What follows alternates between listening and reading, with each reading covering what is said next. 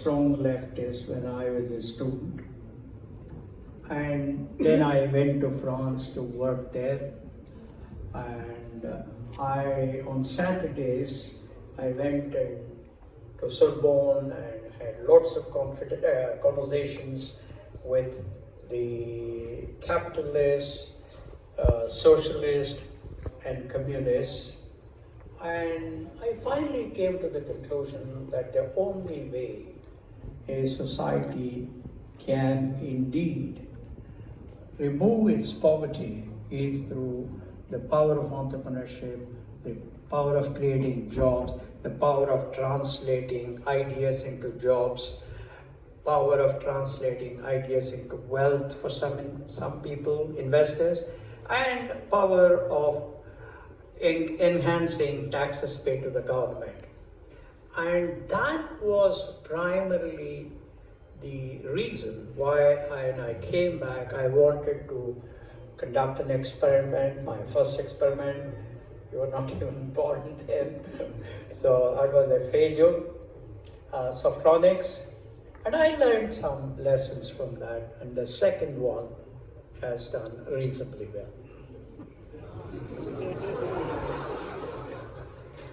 So, there's often, at least when you read the media, you feel there's an allure around entrepreneurs because if you're a very successful entrepreneur, you make money and so on. It's one side of life. Sorry, that's one side of life, the success that entrepreneurs see and so on. I would say it to anybody.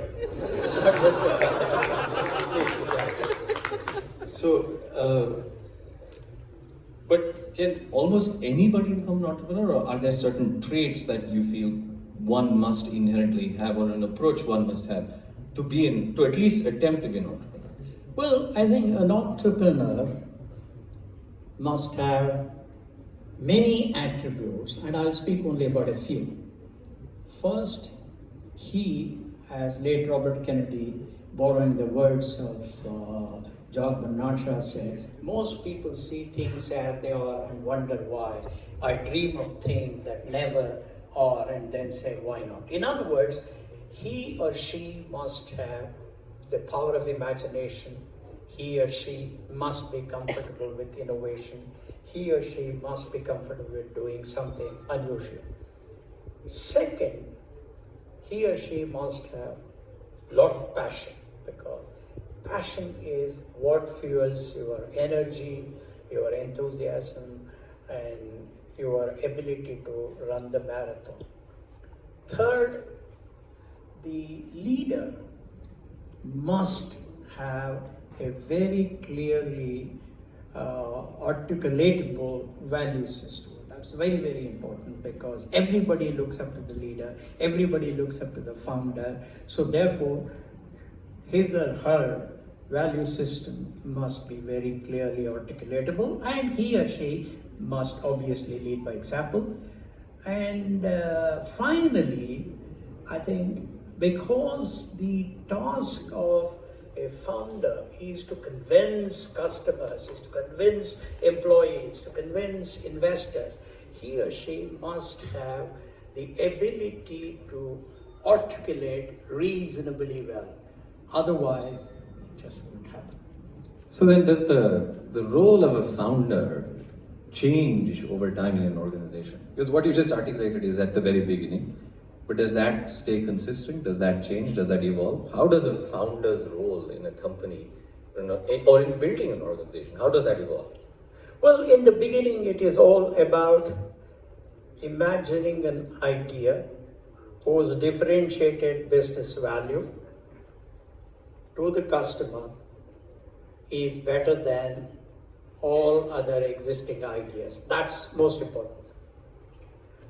Second, as I pointed out earlier, he or she must be able to articulate the power of his idea or her idea to various stakeholders to attract good employees, to attract customers. It's very, very difficult in the beginning because you almost have nothing to talk about. Third, he or she must, once again, I come back to that. He or she must have high aspirations. He or she must have a lot of optimism, lot of hope, because all around you are saying, nahi yaar, ye to nahi chalega. But it is the founder that has to sustain energy from inside and run the marathon. That is the initial part.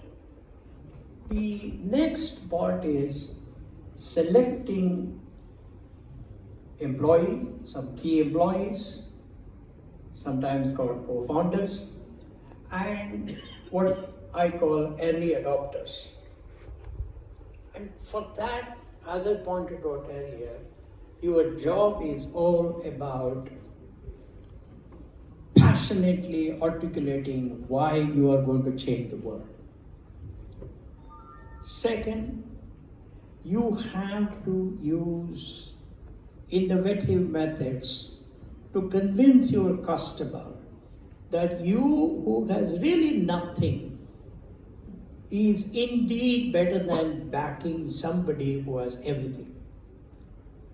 You know, in 1983, when we went to MICO, we were competing with very powerful and rich people for the data center operation thing. I realized that the only plus I had was my ability to use mathematical modeling to demonstrate that our computer for data center was much better than the other fellows. So I used a book, which obviously you know, called Jean-Luc Bayard. He used to be a professor at University of Washington, Seattle. He had written a book on quantitative methods in computer architecture. I used that book and I made a presentation. My presentation was to be for 20 minutes. It went on for 8 hours. And I asked them, have my competitors given you this data? No. So I think the second phase, your responsibility is to use some smartness, to use your passion with customers, investors, and employees.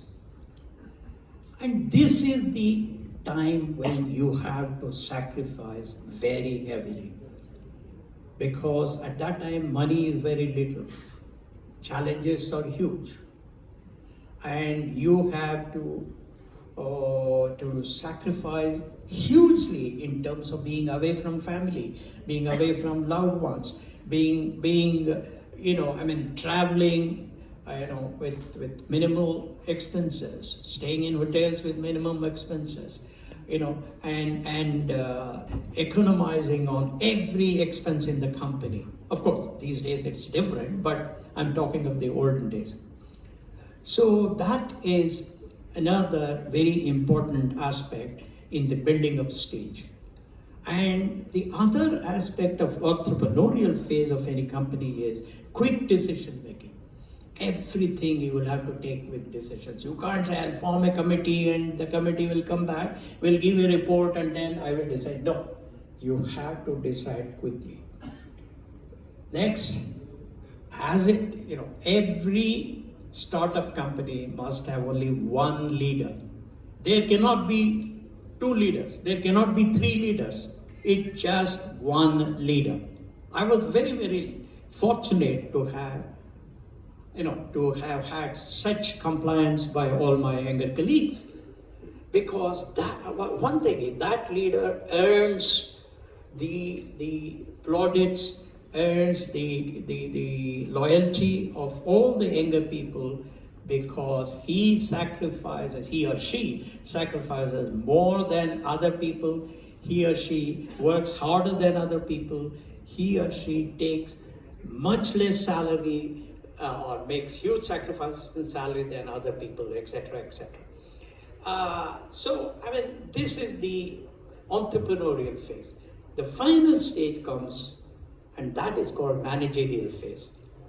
Once the managerial phase comes in, that is when you invite managers to create systems and processes to create protocols, to invite independent directors, to have a good governance mechanism, and of course, by somewhere around this time you would have got listed. Then you have to provide quarterly results, and all of that. So this is how a founder metamorphosizes himself or herself over these phases.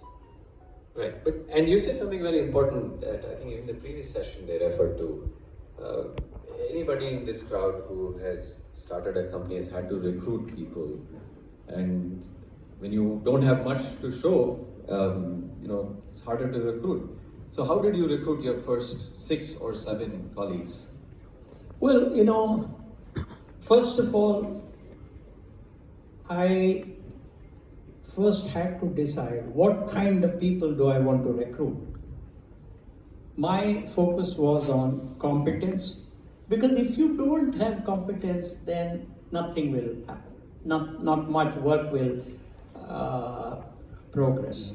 So first is competence. Second is value system. Because value system is required, because in the beginning, everybody has to trust implicitly everybody else. Nobody should say, when I'm sleeping, the other fellow is putting his hand in the till. Third, the only thing the employees of the company have are your words. There is no guarantee, nothing, whether this idea will take off or not. So in order to engender such a trust amongst the people that you recruit, you must be authentic. In other words, you have to walk the talk. You must be truthful.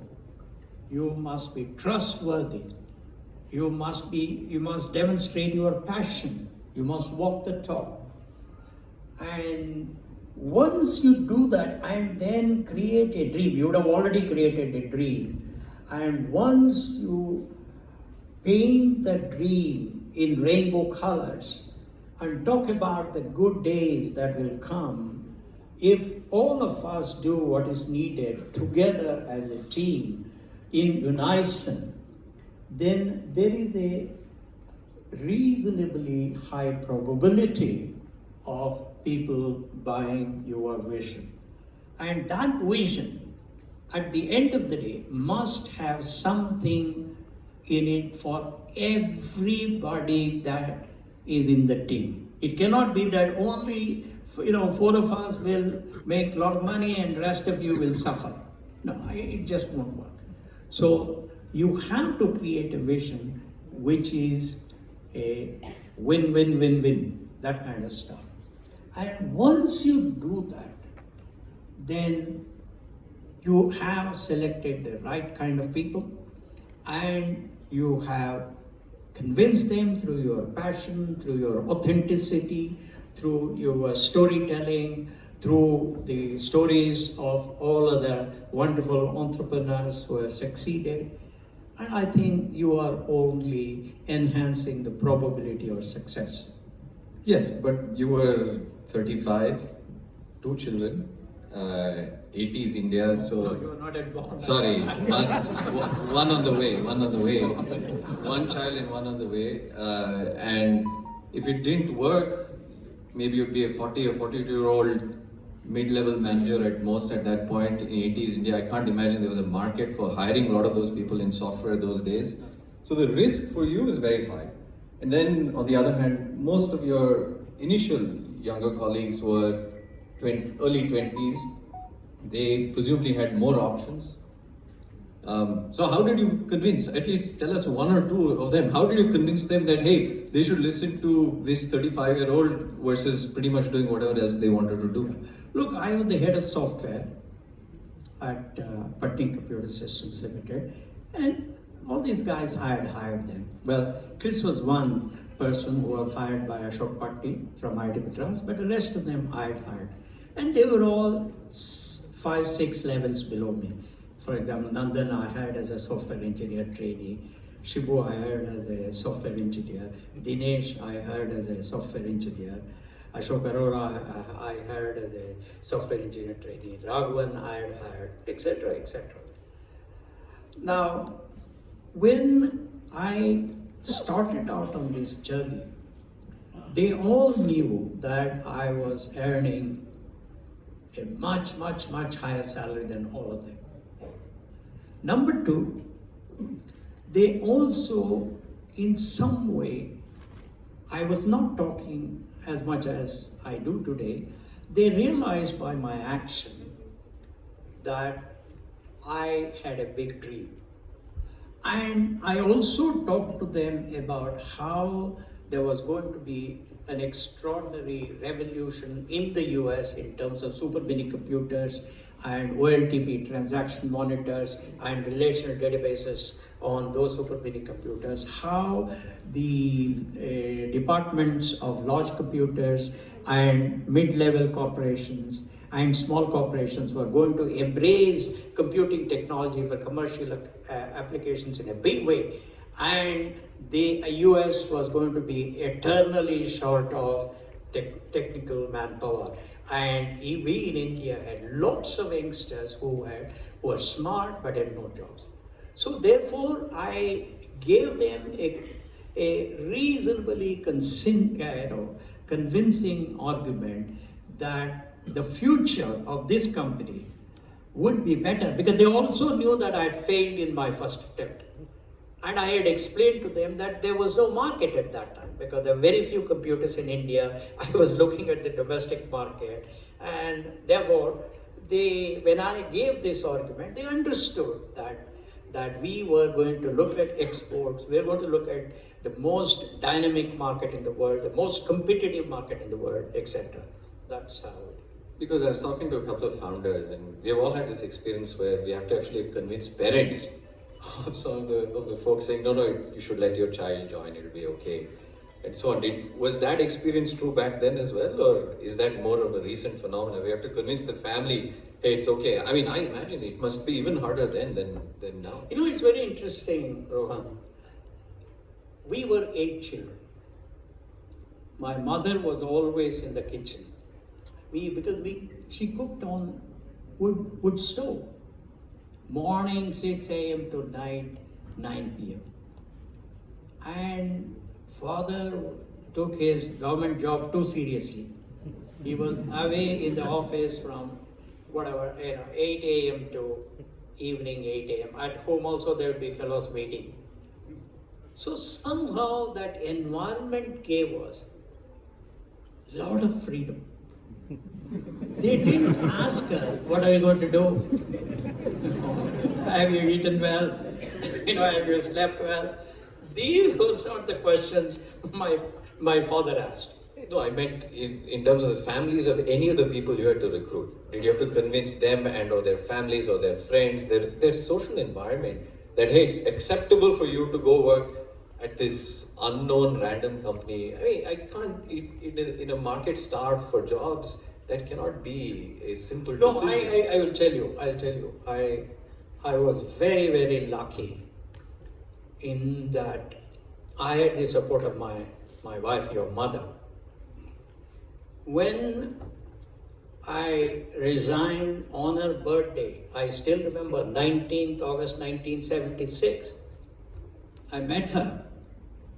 I said happy birthday, and then I said I have resigned. but she smiled, as she always does, and she said, not an issue.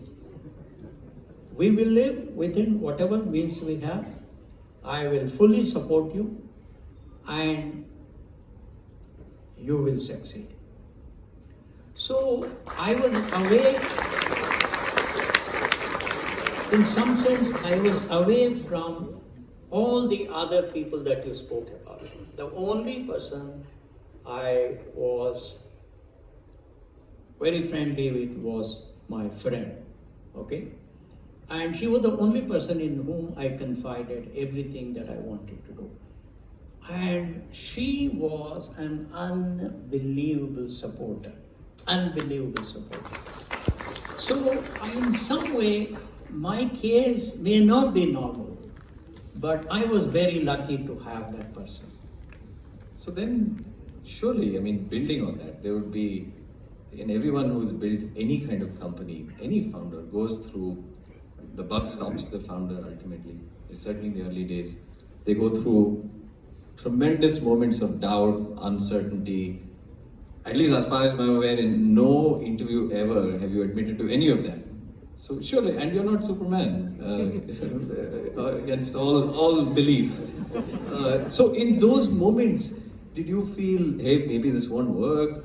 Or what will I do? Because again, your colleagues are 12, 13 years younger than you. You can't really go to them and say, hey man, I'm really worried. This is something all founders everywhere in the world go through. So in those moments, did you have moments, or when you had those moments like that, what did you do? What was your plan B, or how did you deal with them? Well, Rohan, the reality of life is fear, doubt, uncertainty. These are parts of everybody's life. But it is so, particularly in the case of an entrepreneur.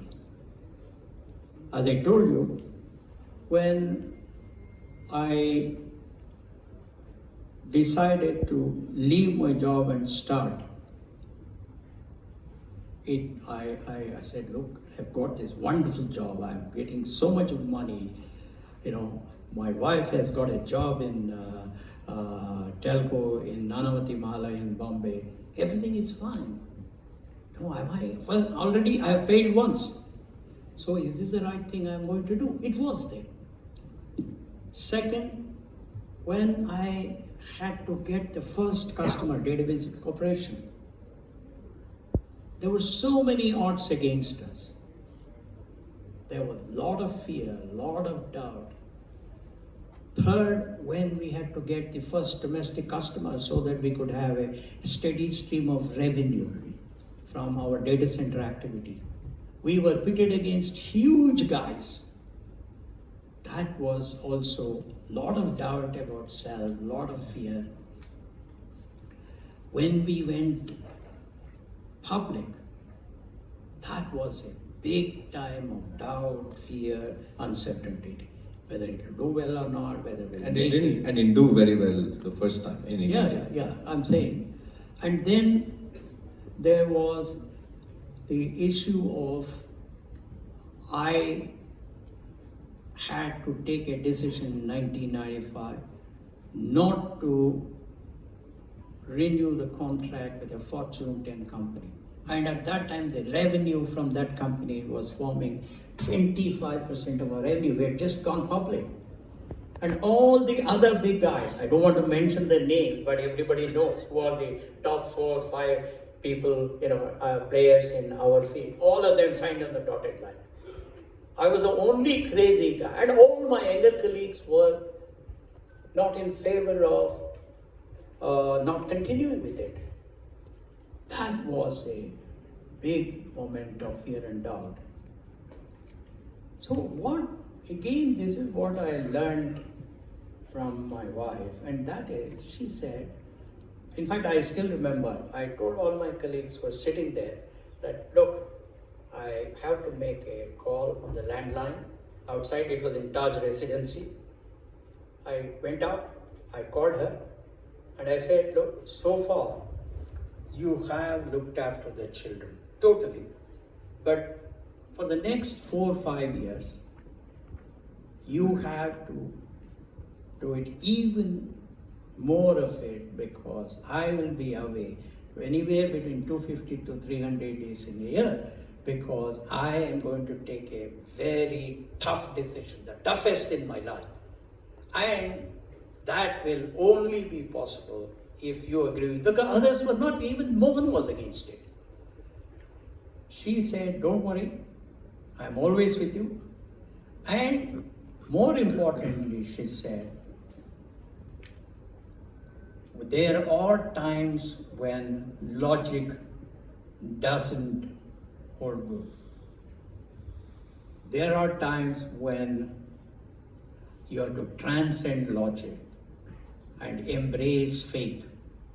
And that is the time when your belief in God will all fructify, because as Bhagavad Gita it says, Karmanadhikaraste and all of that.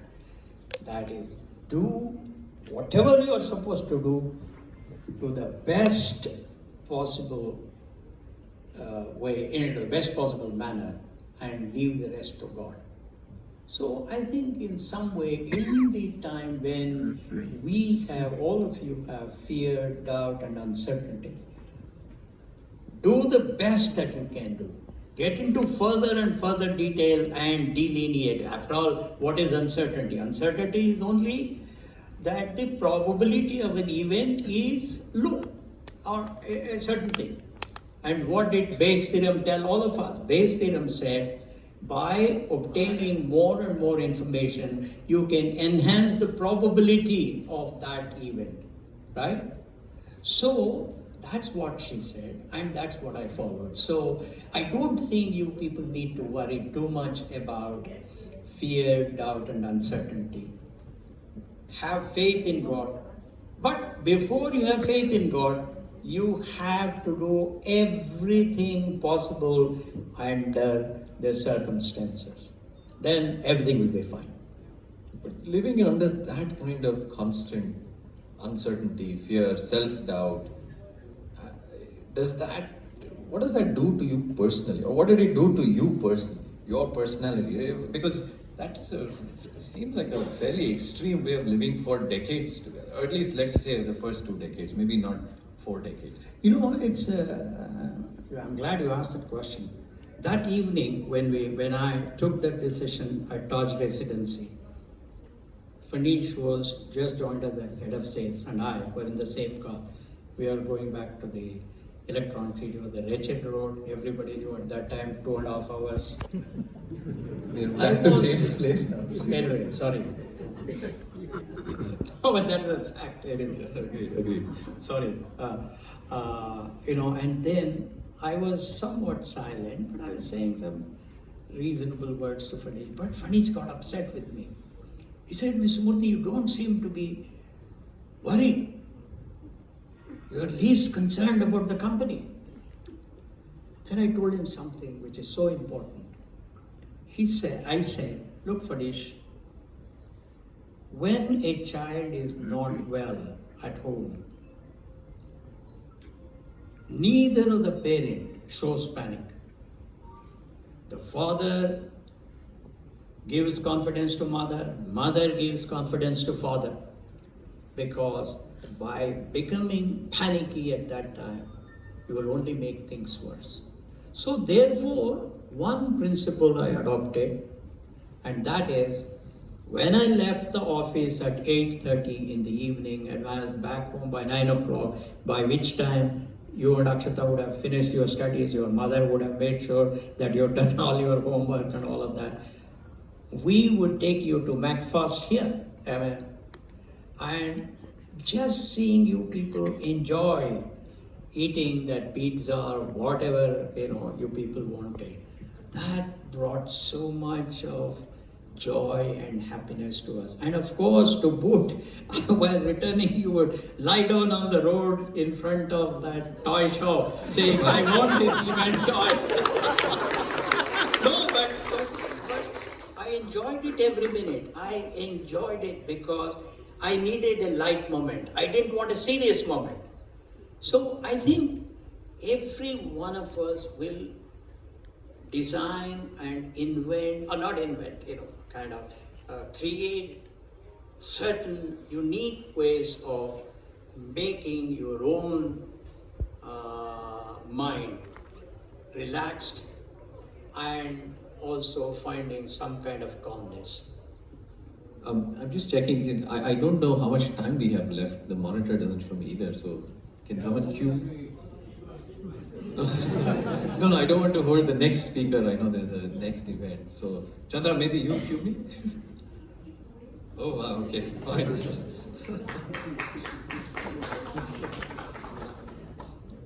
So, but in all of these years, again, whenever I ask these questions, I was just imagining there'll be many founders in the audience. Of course. I mean, I'm projecting some of my own experience being founder as well, certainly in this conversation, asking these questions. So you go through these moments, tremendous moments of uncertainty and doubt, self-doubt, and so on. But during that, how do you keep your team together? How do you keep them still believing? And I don't just mean, your 6 younger colleagues, your co-founders. I meant, maybe there are 50 or 100 or 300 or 400 people. How do you keep them still believing? That is where, because inside, you will have tremendous self-doubt, but you have to now project confidence to a larger group. that's what parents do.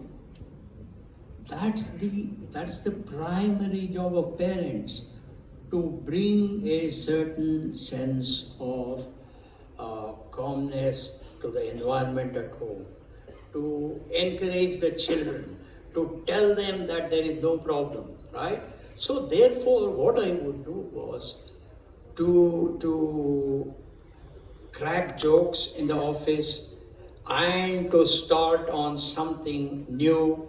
I mean, it may not be very strategic, but something new, and then talk to them about how other people have gone through bigger problems than we are going through, how God is with us, and then I would tell them, look, last night I went to Raghavendra Swami Mutt.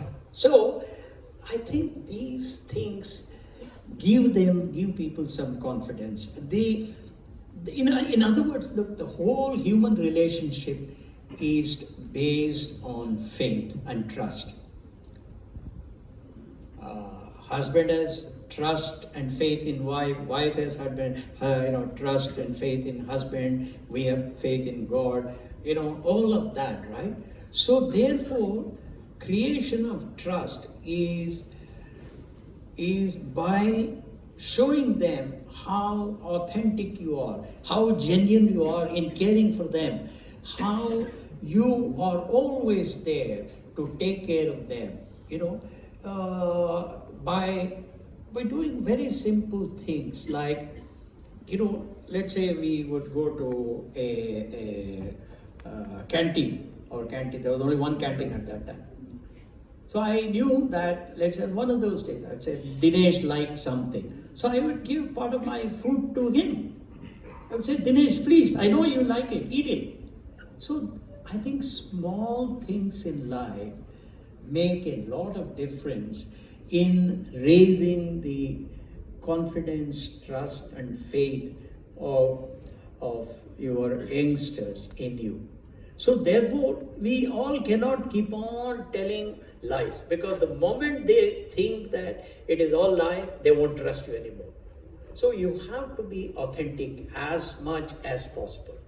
But you should not be panicked. You should not, make them kind of start crying. One of the things you always told me is, it's not just entrepreneurship, it's true for all of life. That life is a series of compromises, and you said some compromises are geometric progression, some are linear progression, and so on. And I don't know if you'll want to answer this publicly, but I'll still ask you. What is the most significant compromise in your professional life that you had to make? If you don't answer specifically, you can tell us at least the philosophy behind it. No, I think I will give you a general gyan. Because there's so many wonderful entrepreneurs, and they too would face it.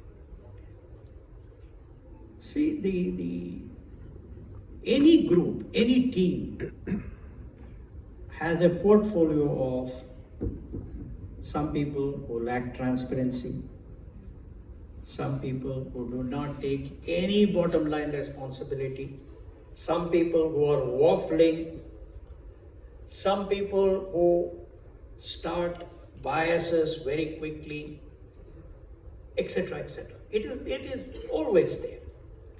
Now, the smartness of the leader, which all of you are, is to realize it, and to the extent possible,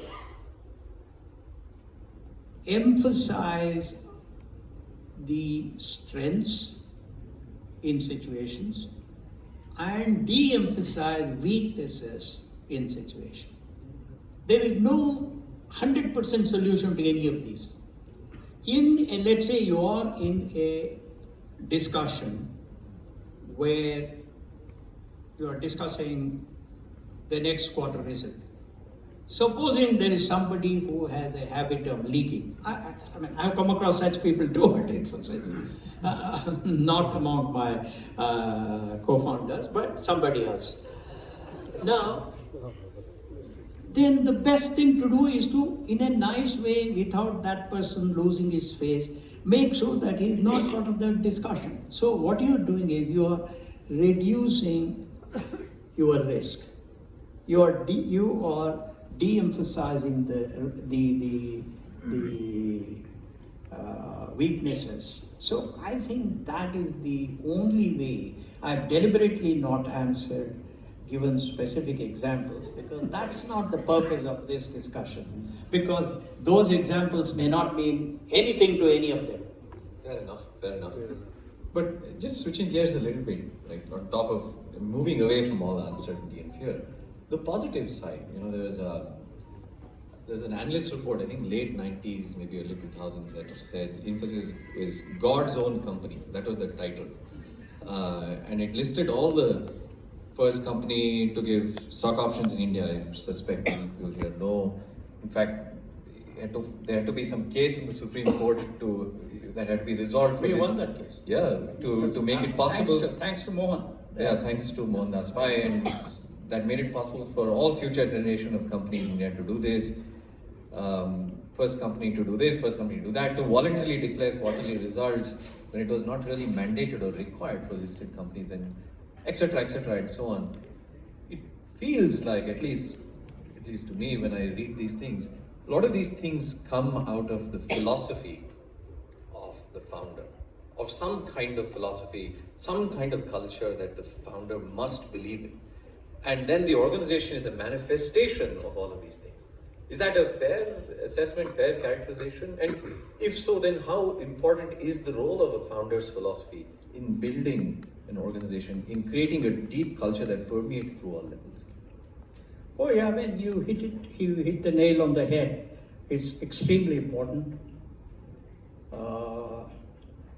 The founder, at least till she retires, has the imprint of his soul on how deliberations take place in the company. In our own case, because I was a leftist to begin with, because I came from a family of 8 children and a high school teacher as father. So therefore we were lower middle class. We were taught that sharing is caring. We were encouraged to share. Now, similarly, I have had teachers who emphasized that when you people are playing football or soccer, look, it doesn't help if you try to take the ball from one end of the one goal to the next yourself. The smartness is to share the ball with others, to give a pass. So I think there were a lot of these influences. Second, as I pointed out earlier, my own experience in France and in getting converted from a confused leftist to a determined, compassionate capitalist. What do I mean by a compassionate capitalist? And that is conservatism in economic matters, liberalism in social matters. So I think, and the kind of company that you keep, the kind of trust you build in your people, the kind of sacrifices that I saw in my younger colleagues. People would be in the office up to 4 a.m. to complete the annual report for 5-6 days. And I would be going character by character through that. No, my doing was somewhat simple because, I had a car, I would go home. But there were people who didn't have a car. They had to get some rickshaw or something. So when you see such examples of commitment to the company, my view was that the best way of deriving happiness and joy is to share whatever little fruit is coming out of this exercise with as many people as possible. That is why we distributed as much as $20 billion amongst our people. And so I think it is a combination of all these. And therefore, I think, for example, punctuality. I would be there in the office at 6:20. So at that time, people realized it. So people would always come on time. I did not have to tell anybody, Bhaiya, you have not come on time. No, because your actions speak louder than your words. And, excellence. I would go and visit toilets. People knew that this guy is visiting toilets to make sure it's clean. So automatically, it gave lot of importance to the janitors who cleaned the toilet. It increased their pride in their work, and it gave a message to other people. So I think in some way you're right, Rohan, that the founders have the potential to leave their footprint on the company, to meld their soul with the soul of the company.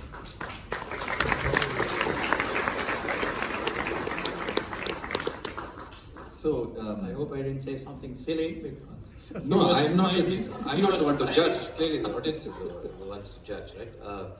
No, but this is in addition to the stock options and so on for everyone, but also at a personal level, right?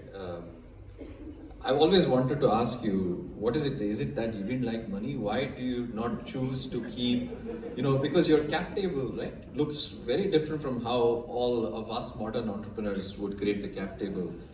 If one were to call it a cap table at your time, but you chose not to keep as much of the company in its very inception.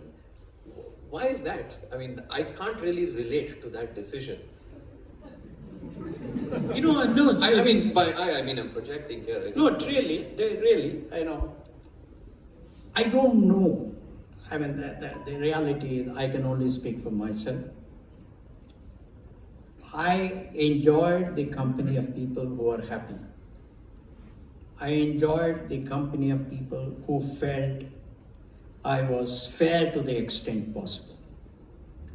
I enjoyed the company of people who thought that it was their company. I enjoyed the company of people who showed more enthusiasm than me in many ways. So I knew that in order to do that, I cannot say that I will keep the major percentage and then you guys do that. That is my personality. I'm not saying there's anything right or wrong about it. These are all personal philosophies. And as I told you, the character that has impressed me most in Mahabharata is Karna. Nobody else. Because of his generosity. So I think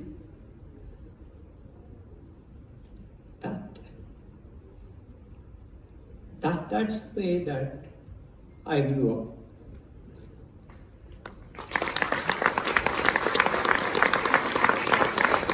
Switching to something somewhat contemporary, Chandra and I were talking. Switching to slightly more contemporary issues that Chandra and I were talking about, which is, even in the previous session, there's debate on governance, young companies, and so on. But actually, in some sense, from a younger entrepreneur's perspective, you have to recruit people, you have to succeed in the market, there are lots of difficulties and challenges and problems. Now, on top of that, you have to do good governance as well. So, feels like a lot to do, isn't? So, is good governance something you worry about in the beginning, or you worry about when you're successful? or when do you start thinking about good governance for a young company? You know, you don't have to teach a child to start breathing. The child starts breathing when it is born. You don't have to teach a child to cry when it is hungry. It automatically asks, in its own way it cries, and you have to give food. So I think there are certain characteristics of human beings which are best acquired from very early days. And that happens because of family, because of early teachers, because of the environment you live in, because of the philosophy that you have imbibed, in my case, compassionate capitalism, because of the role models that you have had. So I think somehow it is very difficult for me to say that I will start good governance once I become a $20 billion company. I think that is... So you say it's a philosophy that either you imbibe or you don't. Yeah. It's just a way of life. Yeah. Got it. The last section, that's actually helpful. Yeah. Since you're talking about, the importance, for example, of good governance or other things, these are philosophies that one accumulates through one's life experiences. Yeah. What is perhaps, maybe you can share one example, either from your family, your friends or teachers, because you refer to these three stakeholders quite regularly. One example from your early life that you believe has influenced how you have led your life in a professional setting, but you learned perhaps early on. Well, I think it was my high school headmaster in Mysore city. He was extremely strict, very, very strict. Now, he was teaching us chemistry, and that was the last class of the day, 4 p.m. to 5 p.m. And I was sitting in the front bench. And that day, he was conducting an experiment where he needed to put common salt into a test tube. And he was being very, very careful about the amount of common salt that went into the test tube. I had a friend of mine called Anand Srinivas Prasad who was sitting next to me, and he burst out laughing. So Mr. K.V. Narayan stopped the experiment. He came to our front bench and he said, "Hey man, what is so funny about what I was doing?" See, children are generally more honest than elderly people. They have still not acquired the art of lying convincingly. Anand Srinivas Prasad said, "Sir, you are extremely stingy with common salt, which is so inexpensive. That's why I laughed." And then he said something which has lived with me even today, and that is, he said, "Young man, this common salt belongs to this community called Shadavilas High School. It belongs to you, it belongs to me, it belongs to all the 50 students in this class, belongs to all the students in this high school, it belongs to every teacher, every staff. Therefore, I have to treat this common salt with utmost respect." And he said, on the other hand, 5 o'clock our class is finishing. Please come with me to my house. I will give you a glass full of common salt free because that's my personal property. Rohan, you remember Sudha telling a story about my foolishness or idiosyncrasies at 40th year of Infosys. I think you were there, right? I think some of these things stick in your mind. They don't go away. They form indelible mark on your psyche. The whole Infosys was run on that principle.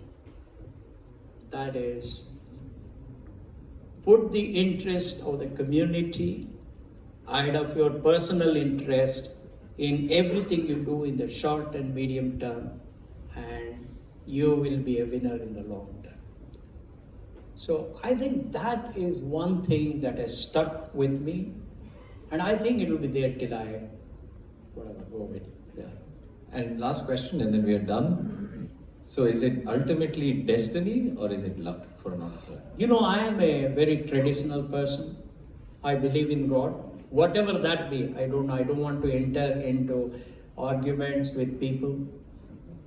I have derived lot of value from faith, because I have been in lot of situations where I could use logic, and I am not bad in using logic, reasonably good.